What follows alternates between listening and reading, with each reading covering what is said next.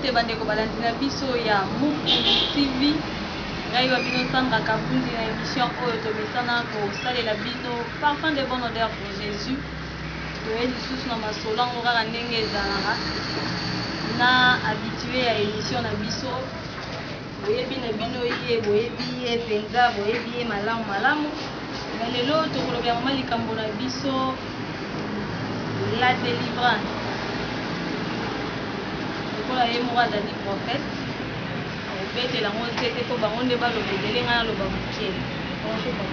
Bonjour maman Sandra Kabundi, merci. Moi aussi également. Mais il y a le papa prophète la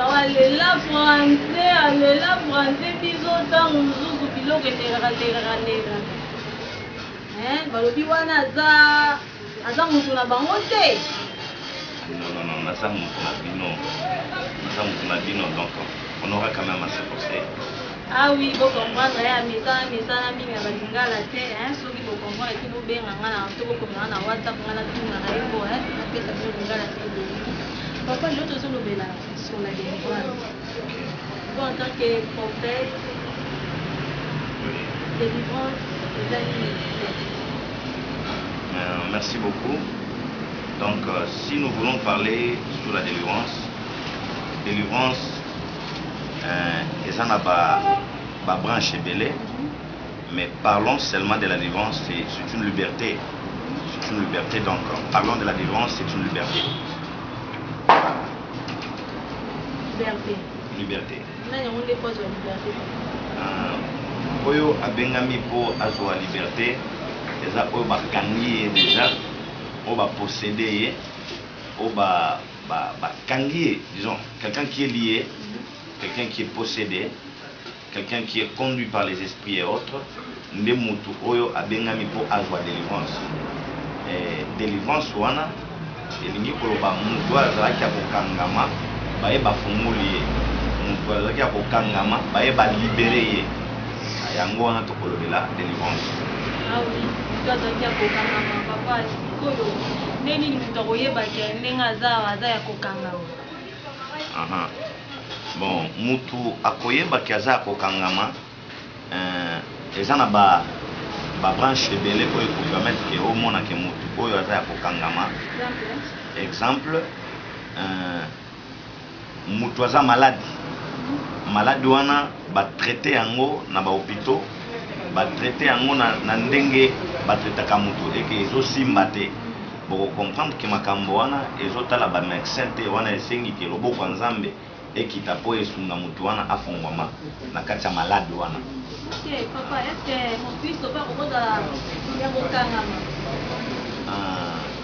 Mon Christ fait à cause ya kokangama si et seulement si ayebite kotambwisa bina ye, il peut se retrouver dans les pièges du diable et akangami na ye. Mais il est très important que Ayeba que Neng Nazaboé Nazaya Kokangama, c'est alors que la délivrance sera liée pendant Vinae. Parce que ce qui m'a Ayebité que Nazaya Kokangama, il est difficile que la délivrance est salimana Vinae. Oui, papa, mon souci, ça déjà au Kangama. Ok. Il est en quelque sorte envoûté. Oui. Ce que vous voyez, Bandeni, parce que vous voyez, ils ont retenu.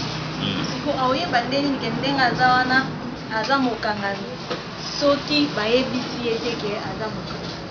Merci beaucoup. C'est pourquoi j'ai dit nzamba za malam ne yango moni nzamba établira ki ba serviteur na ye apesi ba don différent apesi ba mission différent. En ce moment-là soki mutu aza ya kokangama mais ye moko ayebite ki aza kokangama il aura besoin d'un prophète. Il y a Moussala Nzambe, un prophète qui le révèle à Mona Kemutu Oyaza Kokangama. C'est alors que Bako libéré. Ceux qui Moussala Nzambe, donc il doit demeurer Kokangama parce qu'il a mis évité. Mais ceux qui un prophète, il vient, que moi j'appelle l'œil de Dieu. Et là, automatiquement, on aura révélé que cette personne ici, il est lié par les esprits, cette personne, il est lié par beaucoup de problèmes que Moutafo Zouanango.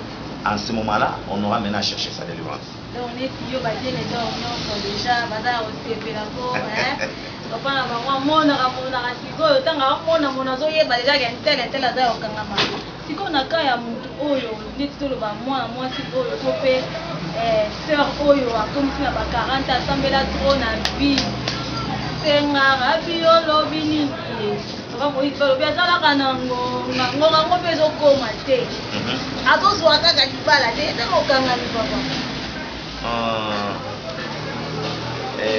mwasi oyo asambeli asali nyonso eke azokoma te na dimension ya kobala nzambe ndenge akelaki mutu akeli mwana mwasi akeli mwana mobali donc il est appelé que une fois un jour mwana mwasi wana bakobala ye un homme aussi il est appelé un jour il doit se marier à une femme.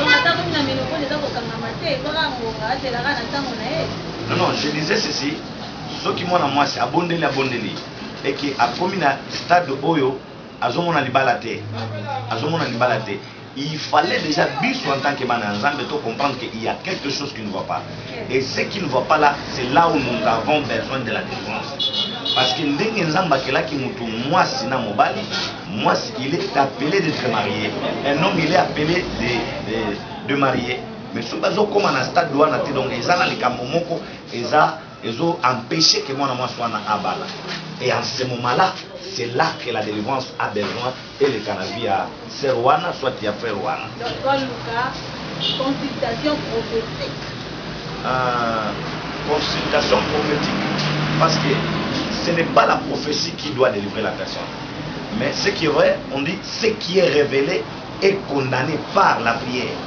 Donc il est vrai, il peut appeler prophétie, mais si ma prophétie, il fallait qu'il pas condamner esprit au boya qui va balayer. Automatiquement, la personne doit avoir la conséquence de la délivrance. Wow. Papa, vraiment, aujourd'hui, il y a un prophète Joseph bien d'or. Rappelez bino kaka tant sokosa na Congo mais oyebi na yo. Papa si on a domaine on a délivrance. Nani nde il faut à délivrer. Merci beaucoup maman pour cette question. Ce qui te lobby pour la délivrance, nana pour délivrer. Alingi totanga verset mon qu'on a invité sur le permettre. Verset où on est kosunga biso to comprendre nani abengami pour a lekisa délivrance na vie ya mutu pour expliquer un peu wana tozana na mukanda ya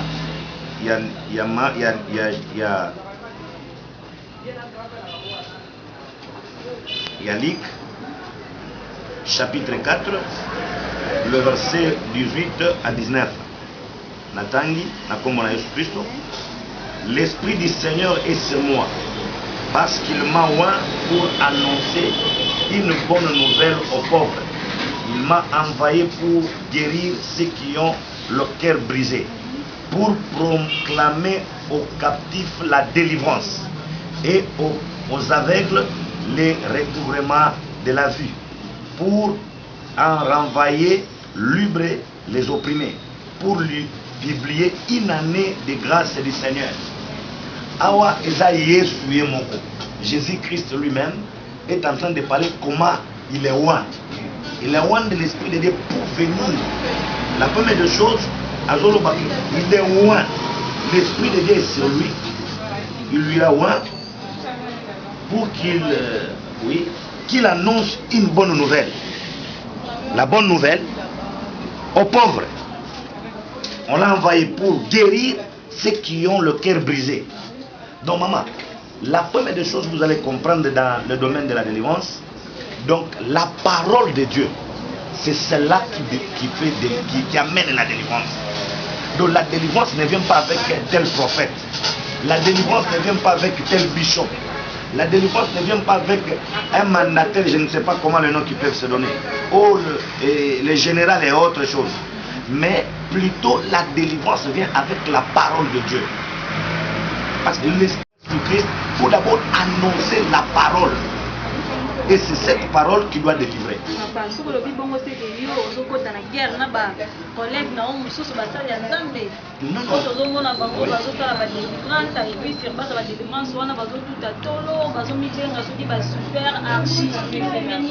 Oui.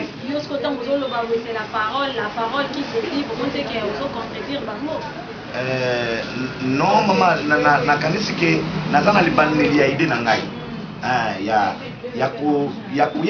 Parce que dans toute autre chose, tu as toujours les premièrement. Tu as premièrement, les deuxièmement, le troisièmement. Nalingaki na signalé, que j'éclaire sur le problème de la délivrance. La délivrance, on ne peut pas d'abord voir un homme. On ne peut pas braquer les yeux sur un homme de Dieu tel. Quelle que soit son onction qu'il a. On ne peut pas d'abord se fixer que c'est la délivrance viendra de tel pasteur parce qu'il est très puissant. Mais et que parlons de la délivrance, il fallait d'abord que la parole de Dieu occupe la première place. Parce que c'est cette parole-là qui amène la vie, qui restitue la personne, qui libère quelqu'un. Vous voyez? Et en ce moment-là, cette parole ne peut pas venir dans le vide. Ça ne peut pas venir dans le vide comme ça. Cette parole cherchera une canal. Canal moko parole wana koleka pour que ezala annoncer mutu afongwama. Yango deuxième probabilité to moni mena mutu. Oyo akobenga ma prophète, oyo akobenga ma pasteur. Nde yango lobi l'esprit de Dieu est sur moi. Wana mena deuxième personnage, eza mutu mena. Ce n'est pas n'importe qui est appelé d'apporter la délivrance, mais un homme loin de l'Éternel. Un homme loin du Seigneur.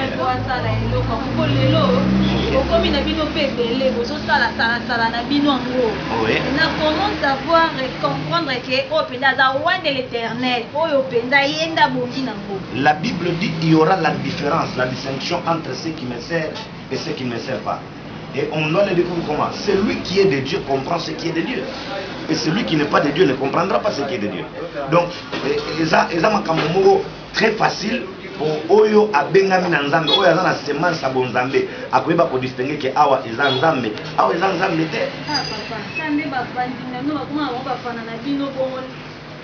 Mon diminution, il y a pasteur, nous sommes en pasteur, né à Nzambe, pasteur, né prophète, né à Nzambe. Si vous avez un peu de maman, on peut faire pour lui et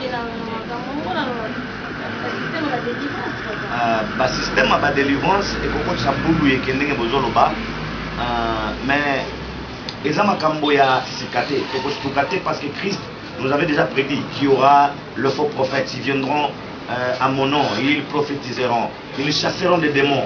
Christ nous a déjà dit ça. Donc c'est pas quelque chose que ayez cas ou soit que nous soyons surpris. Non, tout ce qui se passe, Christ avait déjà dit ça. Et c'est à nous de comprendre qu'il est quand autre aux anango, et ça tant tel que Christ avait dit que ma camboté les causes là.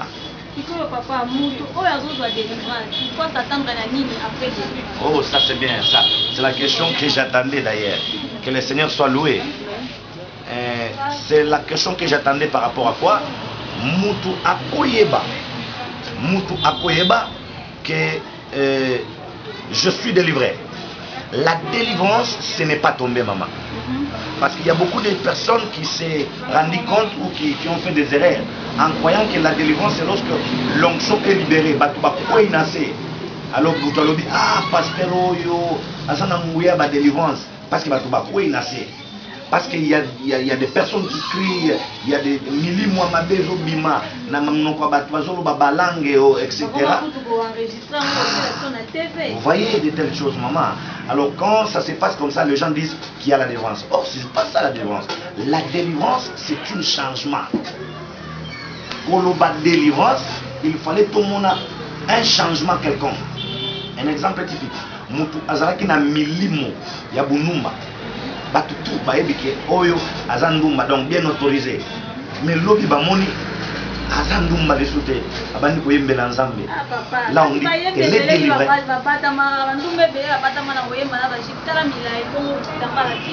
Ok. Moyembi. Nous parlons de ce qui est visible, de ce qui est visible. Parce qu'on ne parle pas d'abord de ce qui est de l'invisibilité. On parle de ce qui est visible. Parce que la délivrance, maman, c'est quelque chose qui est visible. Visible. Donc mutu donc il faut comment na yo moko ke non mutu oyo penza il est délivré. Ah bon moi a changé na ye. Mutu zaki prenons le cas comme ça s'est passé. J'aimerais un peu voir un exemple de la Bible. Jésus avec ses disciples bazo kende bakutani na mutu moko bazo benga le fou de Gadara. Vous voyez, cette personne là, c'était un homme comme tout le monde. Mais il y a eu des esprits qui s'incarnaient en lui. Et ces esprits ont fait, ils lui ont privé que la personne reste dans la ville et tindi mututi na batinetière. Abandi ko fanda kono. Ce qui batubata la makamwana, tokoloba mutu ya possédé des démons. Vous voyez? Et tant qu'on a possédé des démons, nous avons besoin que mutu na fasse afungwama, va délivrer. Et l'autre qui la kisake mutu a comme délivré. Bible le dit, Christ il a passé par où cet homme était là. Et tant que Christ a l'équipe place à mutuana, Bible est la Christ dit sauter que mutuana a quoi qui va démon, abandi kokoya, abandi kolela, abandi kosabo. Christ a autorisé seulement aux démons qui étaient dans sa vie que botika mutuo, bo libérer. Tango ba démon ba kiti na kati mutuana, ba bimi na kati mutuana. Automatiquement Bible le dit mutu comme normal et ayebisi Christ que tikangana landa yo yo ayebisi no zonga okende ko témoigner et mutu wana abili ba sepike azongi na mboka directement wana tokolobela ke mutu oyo aza délivré. Pourquoi? Parce que ba bimisi milimo mabeza na kati na ye ba bimisi na emprisonnement du diable, automatiquement il est déjà libéré et wana tokolobela délivrance. Toujours deuxième exemple, encore toujours dans la Bible, Jésus, dans ses disciples, il a dit, allez dans la ville qui est devant nous. Vous trouverez un âne qui est attaché. Détachez-le. Si on vous le demande, dites-leur que le Seigneur en a besoin. Ce qui signifie qu'on doit parler de la délivrance à toute personne où on a besoin. On a besoin. Il est appelé d'être délié. Quel que soit l'emprisonnement, il est appelé d'être libéré. Et tant que bakei bakuti mutuana aza kokanga et nini anaza kokanga. Bible le dit batina ki ba disciple mibale. Mi satute, mi balé. Et si nous voulons un peu aller plus loin dans la dimension prophétique, vous allez comprendre que c'était la combinaison des deux paroles ou qui était la parole du matin et la parole du soir. Qui signifie l'Ancien Testament et le Nouveau Testament. C'était les deux personnes là qui est allé libérer l'âne. Et l'âne là, il était en train d'expliquer les nations qui étaient nous, les enfants de Dieu, qui étaient liés quelque part. Mais en tant que des liés, Christ avait besoin de nous pour lui servir. Yango moni tango ba libéré anwana, Christ aye amati likolo nango. Yango komata likolo nango, ne yango soki mutu a commis délivré, automatiquement il devient l'élément principal du travail à Christ. A commis qu'on présenter gloire à Christ, pas gloire à diable. Ba libéré moi na punda wana et yo somate lié likolo nango. Moi na punda wana, il était lié, on l'a libéré. Automatiquement il a vu la conséquence de la délivrance. Automatiquement il a vu la conséquence de la délivrance et de prophète. Na rappelé bino kaka ke tokana fashion na boutique, na kitambo magasin. Oyo nyonso za na posa obomisa suki, oyo nyonso na posa osomba elamba ya elamba ya ngwanzu te, elamba nde ya solo. En tout cas, pour hésiter te kokota, koya kosomba, kokozala dessus te. Papa, sikoyo mingi tout le monde a la délivrance, il y a mari de nuit, femme de nuit, babimisi pété, on veut venir voir la pratique, il y a ba collègue na yo pasteur prophète, on va zo ça dans le domaine de délivrance, na vie à Kinshasa. Merci beaucoup pour cette question. Tout est possible à dire. Tout. Tout vraiment. Donc, c'est possible, maman. Ah, papa. Moi, le mari de notre marathon, tout le monde fait yo abimi. Ok, je vais m'expliquer. Je disais, tout est possible à dire. Mais ce que nous allons éclaircir par rapport à ça, c'est que Dieu n'est pas dans le domaine qu'on appelle accoutumé.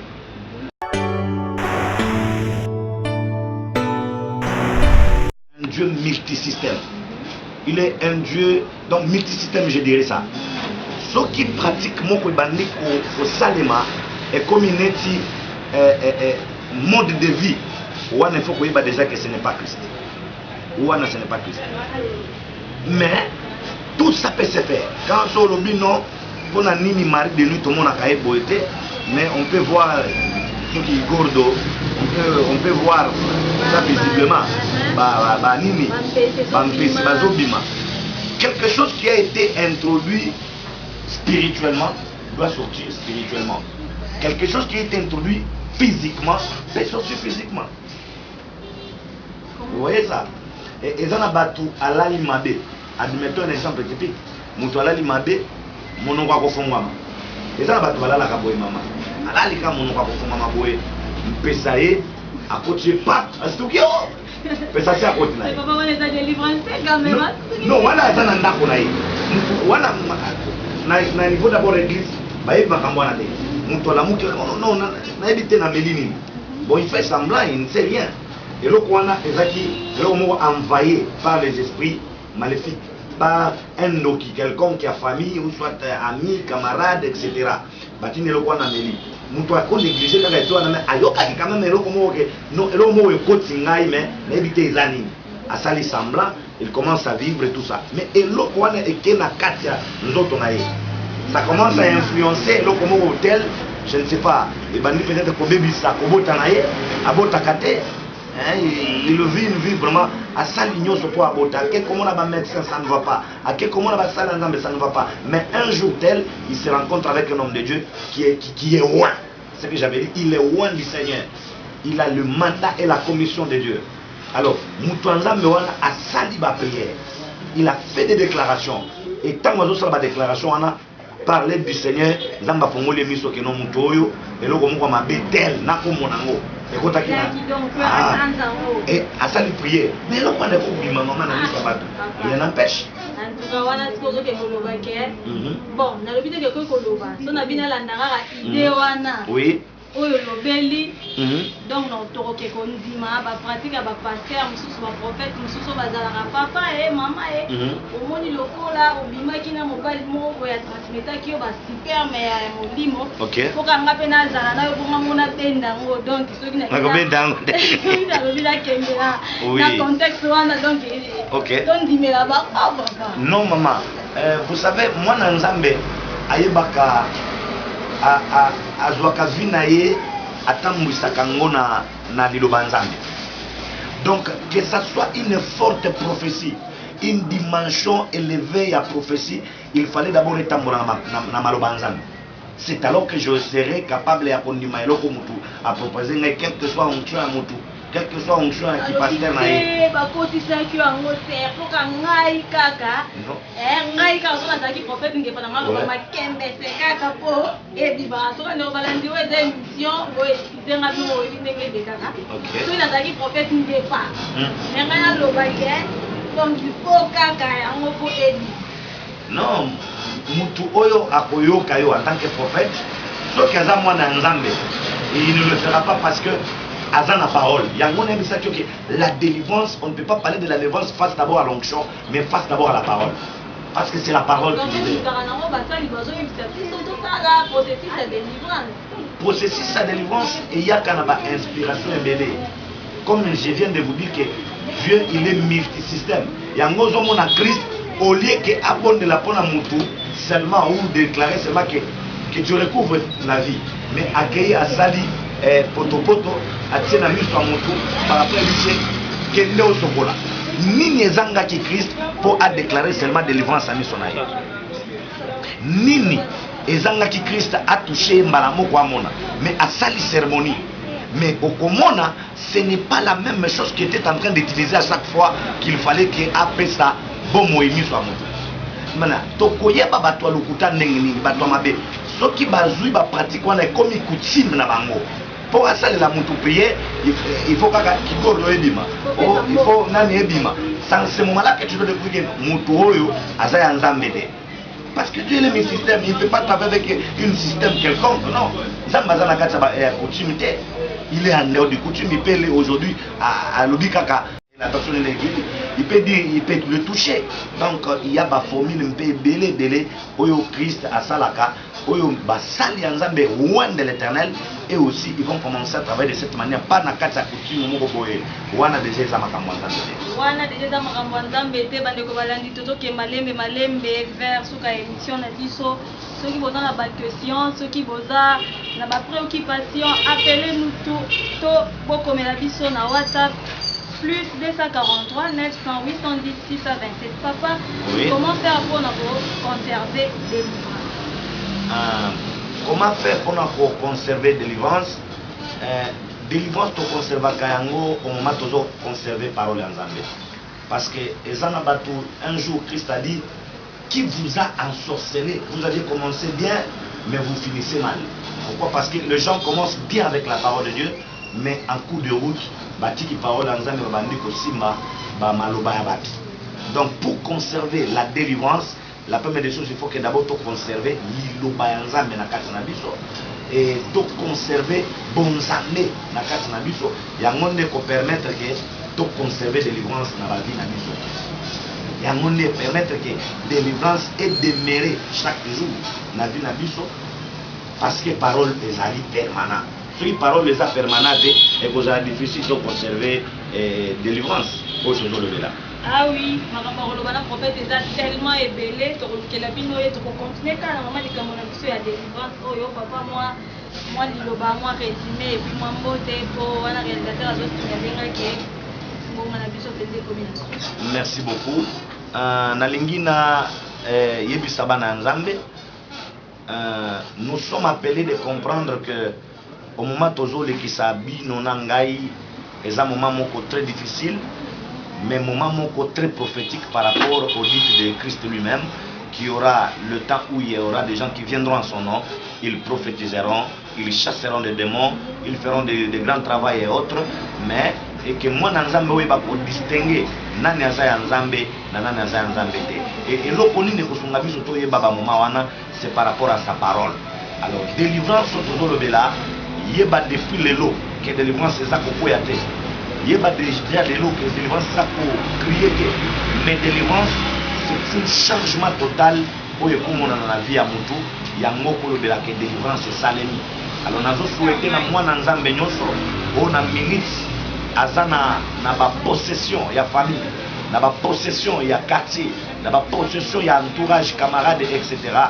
que la parole de Dieu qui nous a été envoyée et fongola yo et libéré yo na kombo na Yesu Christo. Bisika nyonso bozali quel que soit ba problème bozanango nazo déclarer délivrance solennelle et délivrance oyo salamaka eza délivrance te okomi délivrer na branche moko na branche mosusu ozanango te non délivrance ya Christ et yaka ko délivrer mutu mobimba nazoloba ozala délivrer bisika ozali. Si c'est la maladie, que tu sois guéri de ta maladie. Si ce sont des démons qui ont possédé ta vie, je déclare que les démons déménagent ta vie au nom de Jésus. Merci beaucoup. J'aimerais un peu saluer quelques personnes.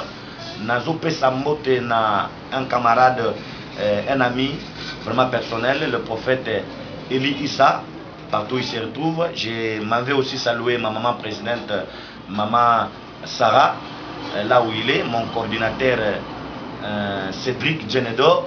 Na salué Bananyonso, il y a Église et Source de Solutions, le racheté de l'Éternel, le fils de Djenedor. Que le Seigneur vous bénisse abondamment. Que le Seigneur vous bénisse, Djenedor Moubima. Oui. Rappelez le nombre de Talara, famille et Kouvarate. Bote Langai na Baonyo Sobaebinga, Baonyo Sobalandingai, Mingi na Marceline Louis, depuis Hollande. Talara, émission Kakana acoustique Yaya. Yomo Yebi. Elle est la rare poto c'est là. Ah oui, ngana ke ko pesa mbote papa bavon balobi solo la papa. Chris Mulunga da lobi ngai te alobi solo la papa na ngai. Bambote mingi na yo na mama Thérèse Tumba, moi ta makasi na mabondeli, bambote na Sabina Saladai. Po a to ande cheye, soki alingita bengani biso donc mystique. Bambote na ngana, mon ami personnel Gustave Kiansumba, ayo ye masolon déjà et Samoura dada et celle autre des amba pambola yo. Ngana bino to kutani ko